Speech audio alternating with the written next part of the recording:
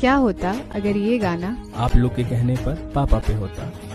अभी मैं जिंदा हूँ, पिता मेरे कहते हैं, उम्र है 55 की, बहुत कुछ सहते हैं।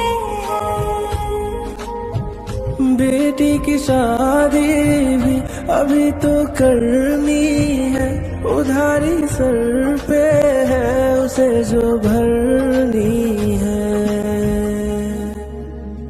पसीने से भीगे काम से घर आते, देख कर अपनों को खुशी से भर जाते।